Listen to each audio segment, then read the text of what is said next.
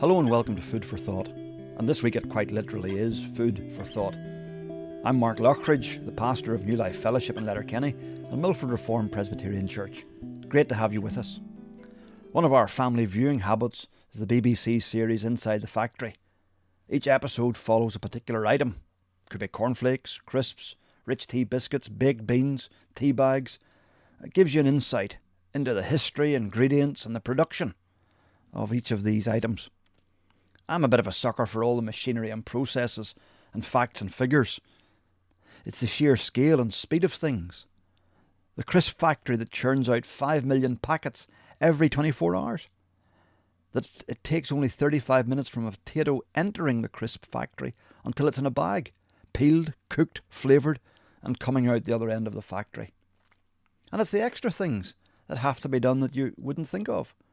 Baked beans cooked in their cans after they're sealed in. Nitrogen pumped into crisp packets to keep them fresh. And then there was the episode about croissants. I do like a good croissant, especially an almond one. My daughters had made them on several occasions, and so it was with great interest that we watched this episode. There were several things which surprised me in the programme. Croissants aren't the historic French staple that we might have thought. The earliest recipe is only from 1906. Also, rest is the key. Maybe there's a life lesson there. Because the dough just sits around for several hours doing nothing much, and that's key to the production of the croissants. Layers are key too. Pastry layered with butter over and over and over again. What's not to like about that? But the thing which struck me the most was that the yeast used in this particular factory came from an original batch of dough which the factory's founder made in 1936. That's 88-year-old yeast. It's been fed, multiplied over the years, and now it still works its impact on the dough all these years later. And given that the factory churns out 336,000 croissants every day, that's an awful lot of influence that yeast has had.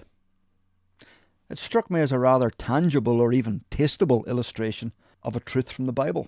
The Bible teaches that Adam and Eve, as the ancestors of all of us, have impacted all successive generations. Their disobedience has infected all of mankind. Like the yeast used to flavour the millions of croissants, so their sin has flavoured all of us. And like the yeast starts to grow and multiply in each croissant, so we grow and ferment that original infection, expressing it in our lives in millions of different ways. The Bible's authors use the illustration of yeast repeatedly. It's a parable of sin spreading influence. But it struck me with greater clarity and force when they said that the croissant yeast was cultivated from the original batch from nearly a century ago. Just like us and Adam and Eve. Why is it that we aren't able to do the good we want to do? Does it frustrate you that? How often are we annoyed at ourselves for getting it wrong yet again? Digging a hole we didn't need to dig, saying something that would have been better left unsaid. Why do we do it? Because we're infected by this ancient yeast the Bible calls sin. It permeates us through and through, and we need its permeating, fermenting power removed. And the only way that that can happen is through one not connected to that ancient line from Adam and Eve, one born mysteriously, connected to mankind, but not connected to our sin. Where do you find one like that? Well, that's what lies behind the mysterious virgin birth of Jesus.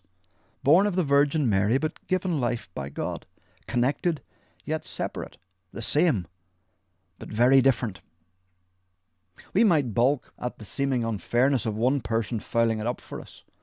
But that also means that one person, Jesus, can make it right for us.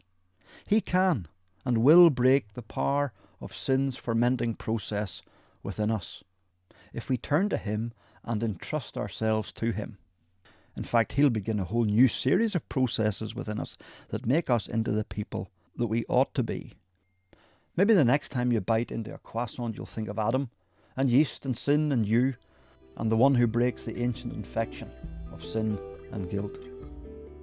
Thanks for listening, and if you want to get in touch, drop me an email, mark@newlifefellowship.ie. Have a great week.